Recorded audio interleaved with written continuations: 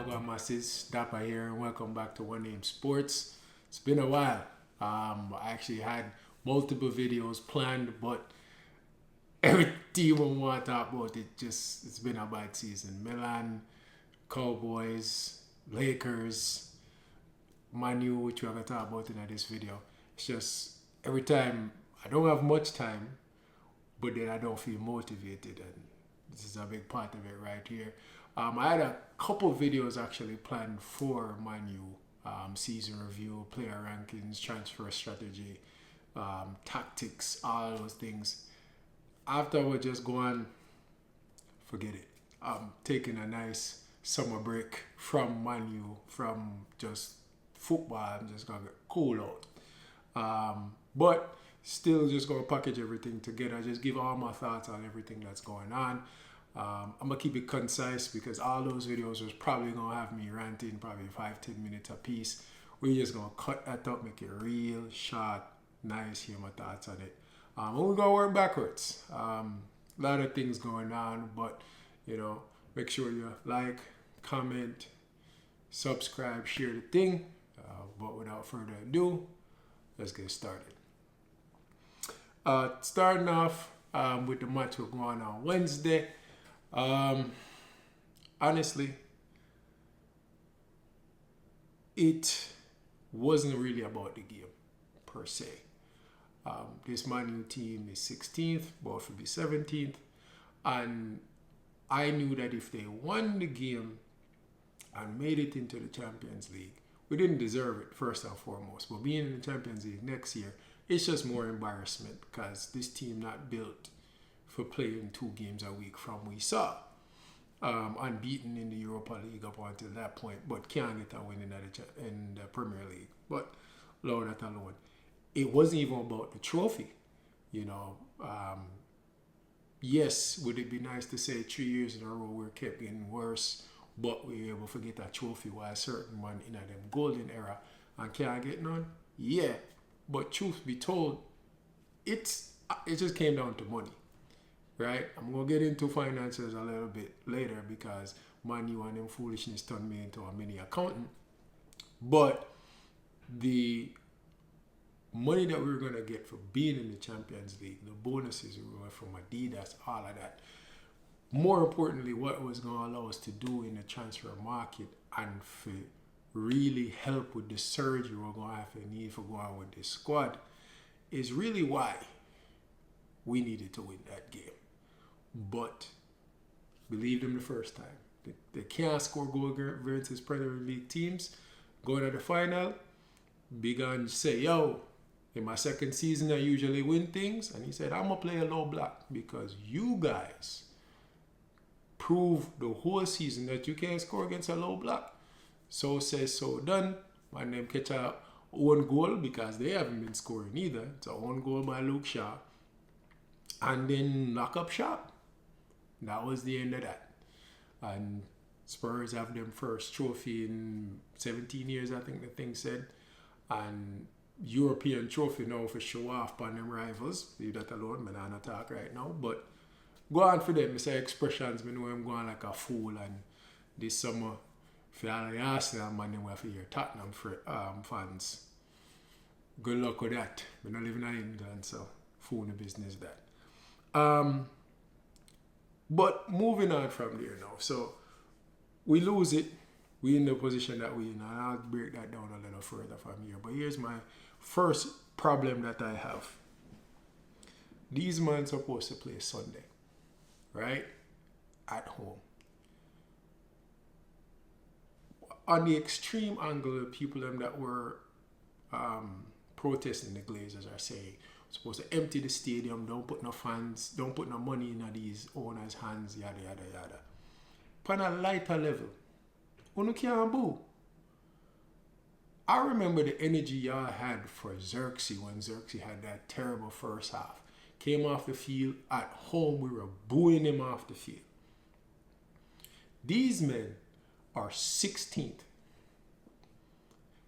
From them kick the ball till the end of the match, them supposed to get boo. Boo. With everything you have. Boo them. The support ain't working. You've been showing support for 37 games. If only no boo them Sunday, Man U Old Trafford is a shell of shit. Y'all paying good money to see that? I'm at home watching it and I don't want to watch the ball game when I'm playing. When I play good money leaving the yard, to see that every week? No, dog. And it reminds me of what goes on in Italy. Italy has ultras. I remember one game, I believe it was Inter. They had a bad game. The whole squad had to walk over to the ultra section and apologize and tell and reassure the fans that next game they're going to be better. There has to be that threat that, hey, yo, you see when y'all leave Carrington, we going to block the road and light your cars on fire. They need to go over to the fans after every game and apologize for the display that they have. Don't go over there and give you little claps. No, stay there and hear the boos from the fans. Y'all don't got no tomatoes or something like, didn't y'all invent that over there in England? Something to let these players understand like this is no game thing. They're over there just losing. Oh, okay, all right, next season. Ain't no next season, boss man. We're 16th, both will be 17th. Negative goal difference of what? Negative 12 or something? What are you doing? And I blame the fans for that. Moving on from there, listen. I said this in a group chat that I had that, and I'm going to stick to here. Win or lose, Amorim shouldn't be there. I don't care what other narrative they want to split up.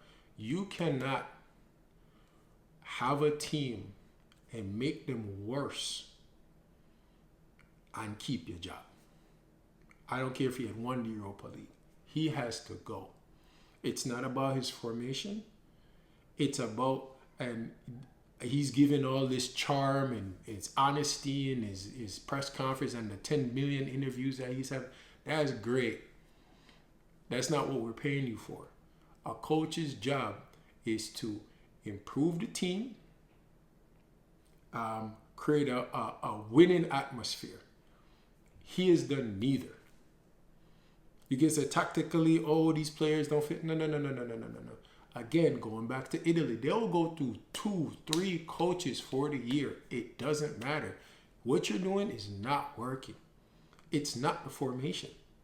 It's the fact that this guy is not finding solutions with the player he has. So you're telling me, yo, if I have a pair of shoes and it don't fit my outfit, I'm just going to go naked? You see what I'm saying? Like, you just try out a different shirt. You're going to try for reworking. This man has played Hoyland every game. We see this man play 60, 70 minutes and do nothing. Oh, him go out there and him wrestle and him beat up and tired out the defender. Bro, I would have rather played Menu, Garnacho, 7 in the midfield. Do it. Ten Hag do and play Mazraoui at false 9. Than for keep playing Hoyland and expecting him to figure out a way for score. Players get you fired. They're not your friends. That stubbornness is really where I'm not like, bro, this man is going game after game after game. He's not dangerous. You're not seeing signs. He's terrible. Stop playing him. Bring him off the bench. Playing Cheeto is not better either. But, let me figure out a way how I can play 6 midfielders and figure out something. The team got healthier. Like, early it was like, oh, everybody not there. The team got healthier and we got worse. That's your fault. Like, Reggie, you can't stay. 17th. Clearly, yeah, okay. And if you look at the coaches that we had over the last 2 to 3 years. So, Ragnarik, honest, didn't have the locker room. Had the tactics, I think, because he wasn't even there long enough. Ole had the locker room, didn't have the tactics, was close to the end of a project. Ten Hag had the tactics, didn't have the locker room. Now, freaking Amorim, what we want to say? He got the media. He's at least honest. He's not hiding around the corner. But tactically, and again, separate this from the formation. Tactically, he ain't showing me nothing. And you can, tactics to me includes the players you select the team. You cannot keep selecting Hoyland and telling me your tactics are broken.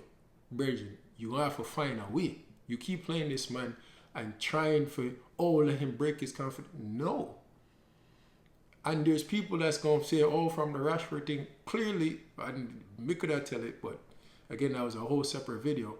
But he got orders for this Rashford thing. And it's actually going to get worse this summer because we're going to have to do an even more clear up. But get into that in a second. The owners going past there, y'all have to be real about this protesting them. It's like half.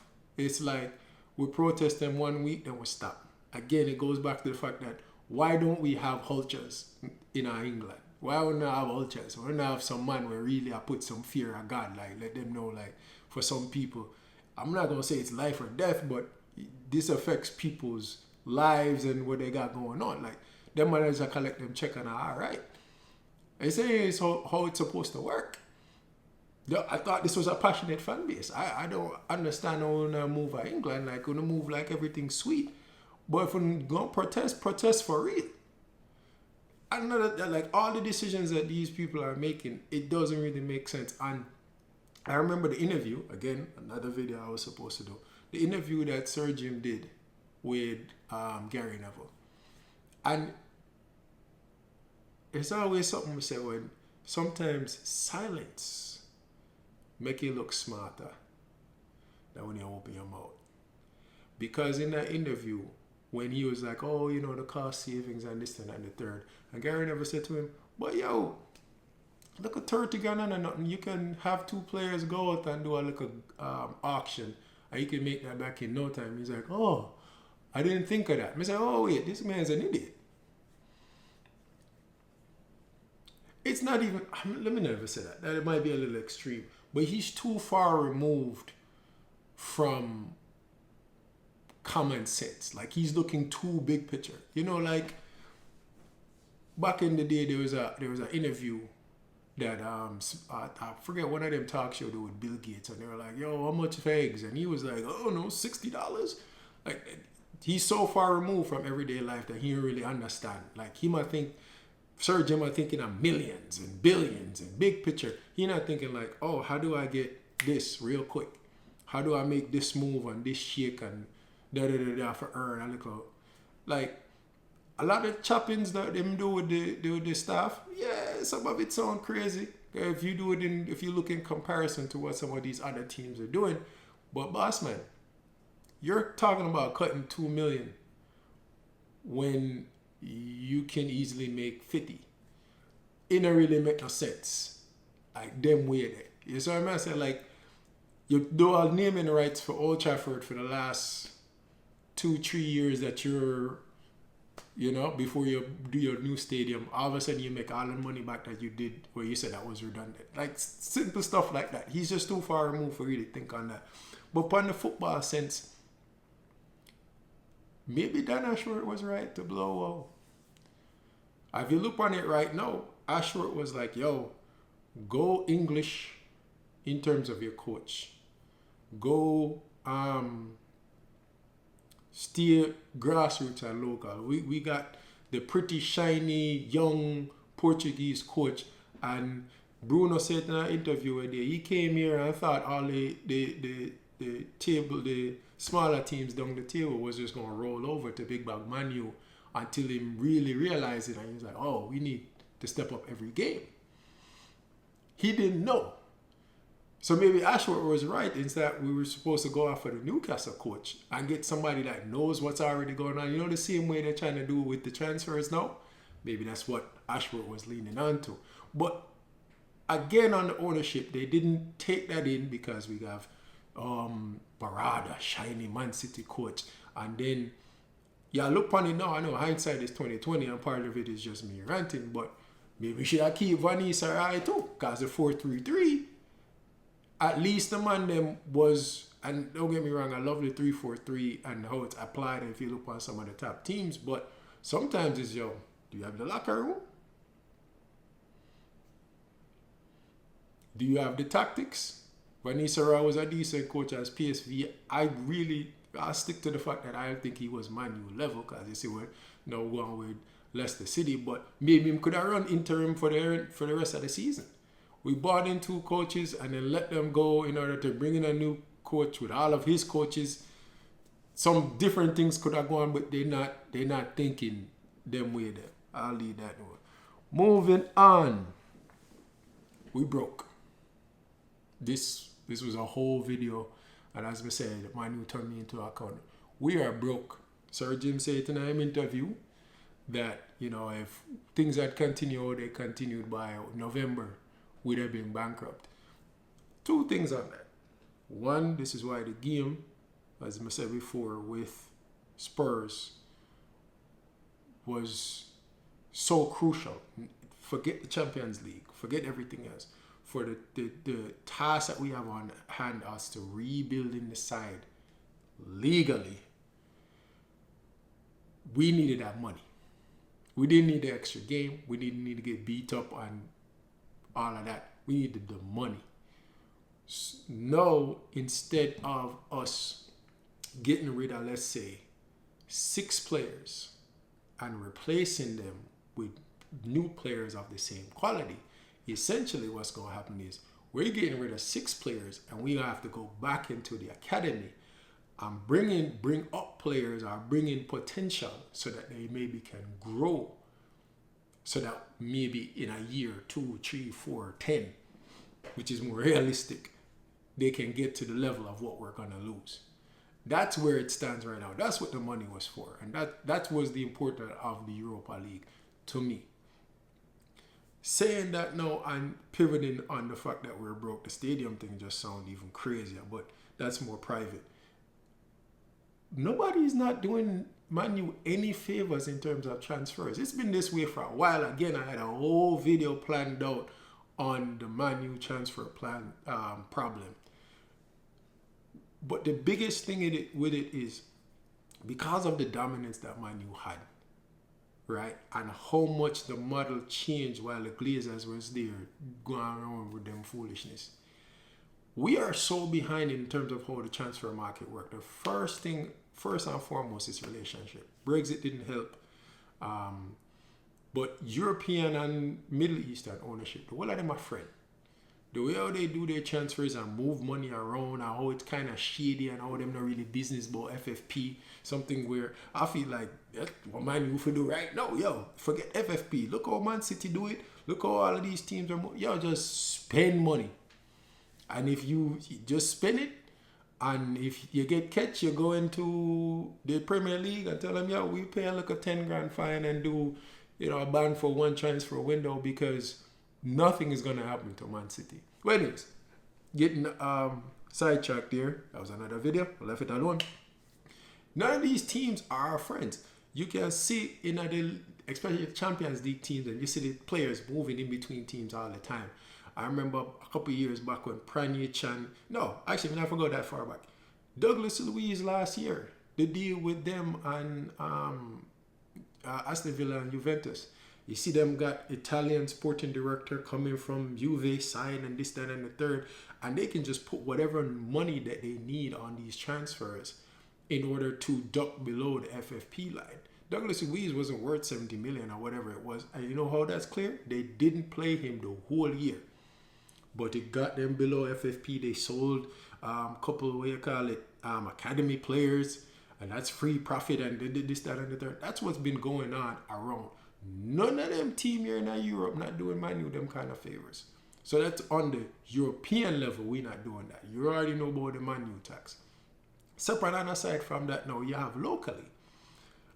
In Manchester, our biggest rival is City, right? City have more money than we, they're more successful and we have the best coach in the world. Then you look in the league, again, remember the dominance, we ruined plenty of childhoods, our dominance or whatever.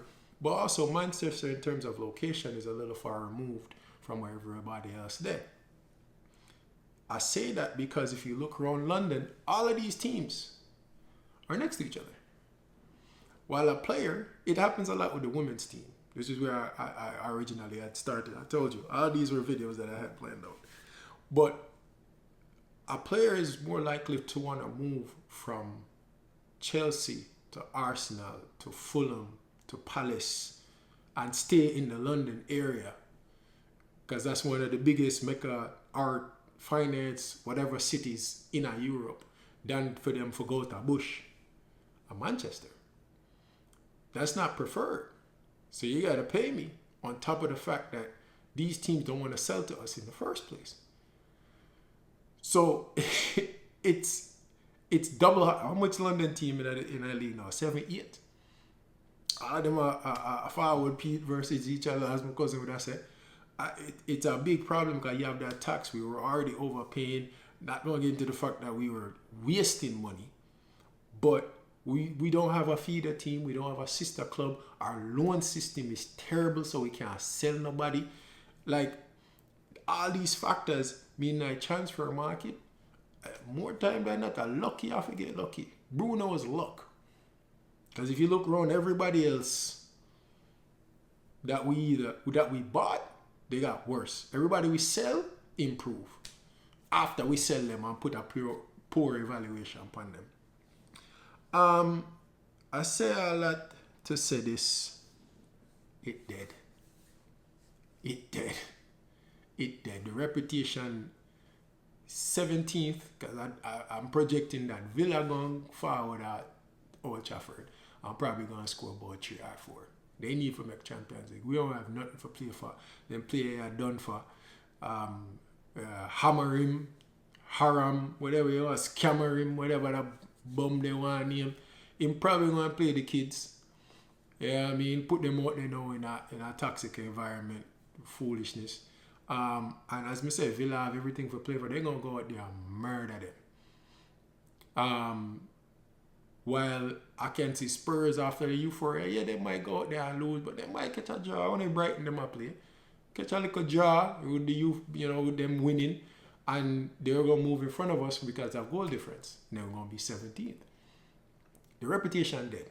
No Champions League with the first time since 2014, Moyes' first year, I think. After the first year, we're not going to be in Europe at all. Barada was saying our goal fee, or the project was for win the league by 2027 or something like so. That included all of the money that we were supposed to make from being in the Europa League or Champions League. We ain't gonna be in nothing, boss man. It's dead, and yeah, there's no fear factor. The rep is in the mud. Like, the transfers was bad already. Players were already talking about us in terms of how bad of an environment it is. Now you have the performance to show with it. There's no way to go. Like, I can't see Man U turn around within the next 10 years because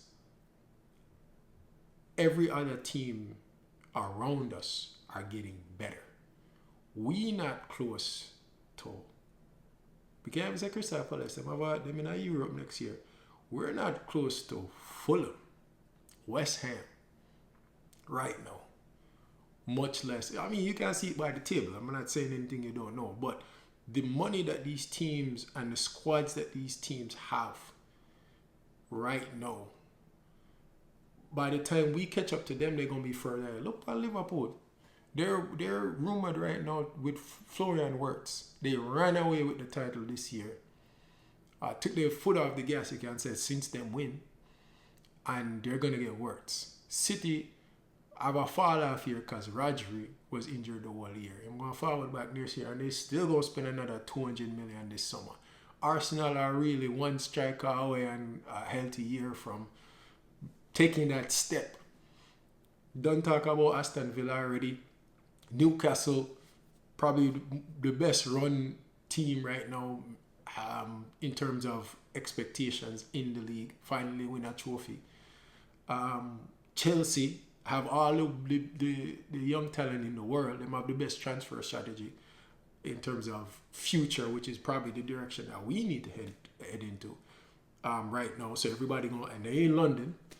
And then last was Spurs. Spurs actually has a good team of talent.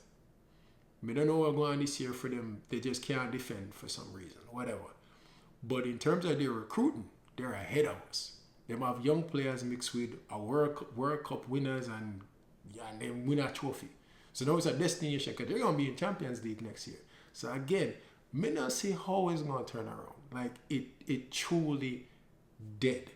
Last thing, as me say, I don't see no future with it. But the reason we don't see the future is because the amount of players that we have to get rid of, we cannot replace them. Truthfully, going through the team right now, another need for left. The backup need for left. Heaton is 40, so him can left. Right? He's not a first choice keeper, so we need a keeper. But we're going to have to keep another. Can maybe get rid of the backup. Right? Go find somebody. Maybe get Trafford or whatever. So that's say Trafford, 15 million. In a defense, we have too many defenders to me. Get rid of Shaw. Get rid of maybe Maguire's, what you call it? Value went up. Maybe get rid of Maguire. Everybody else can really keep. We know Evans gone, right? In the midfield, truthfully, get rid of Cassie. I know Ericsson gone.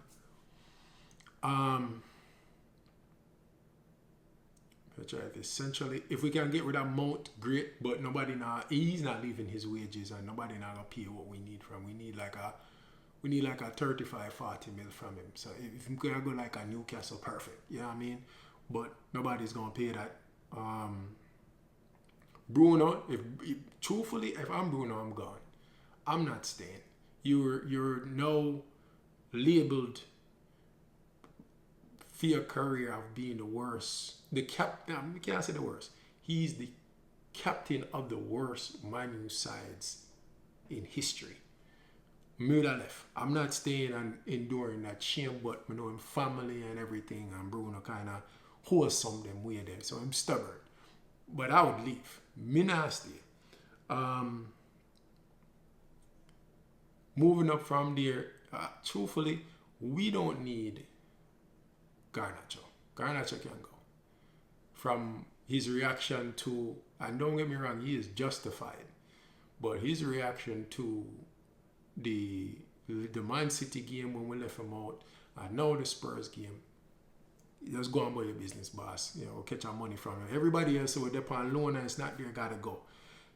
Next man we need to go, Hoyland. Hoyland need to go before June start. Him no need to play tomorrow. Sunday. On a Saturday. Sunday. Him no need to play. Don't put him on the bus. Loan with obligation. Send him back to Stormgrass. Don't even send him to Italy. So all the way back. And just he needs to go. I don't want to see him at all. In no form. Take the 9 off his back. He needs to get booed every time he comes off the bus. I don't want to see his face at all. I not see it for him. I don't see it for Cheeto. Xerxes better as a 10, so he not see it for him either. He can go. I'm not okay, but if we don't have a threat on the left side, he can go. Menu can go.